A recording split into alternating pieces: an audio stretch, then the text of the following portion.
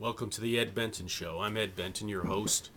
Warning, the following is a work of fiction intended to be satirical in nature. We can only hope that it is not an accurate prediction of future events.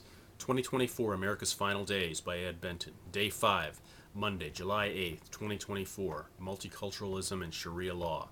Today we return to our home in upstate New York.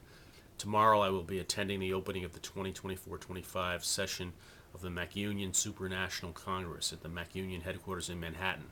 Located just 3 blocks from the new World Trade Center, the MacUnion Capitol building is in the same neighborhood as the Islamic Center, Park 51, that was the subject of so much controversy when it was proposed back in 2010.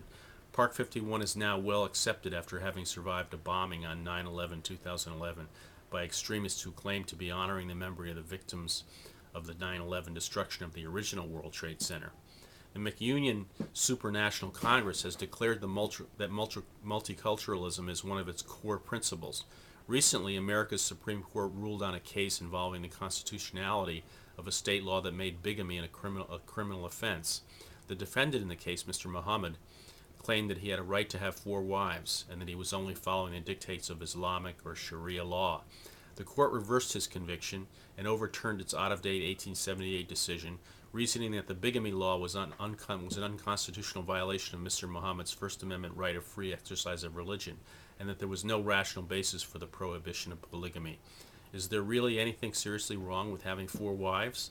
We do live in a multicultural society, and the rights of members of different cultural groups must be protected. The MacUnion Supranational Congress will vote during this session on the recognition of Sharia law in the 3 MacUnion states. An independent system of Sharia courts will be established to handle disputes in the Muslim community. Certain traditional Sharia law punishments, such as the stoning of women who are proved to have committed adultery, will be reviewed by the MacUnion Religious Tolerance Commission to determine whether such practices are acceptable. Some critics have argued that amputation, stoning, and beheading are barbaric practices, and certainly must violate the American Constitution's 8th Amendment protection against cruel and unusual punishment. This criticism ignores the fact that Muslims have a non-Western culture, and practices which we may find shocking are just part of a long Muslim tradition. Is stoning or beheading any crueler than the methods of execution currently used in America? That is, firing squad, electric chair, lethal injection, gas chamber, and hanging.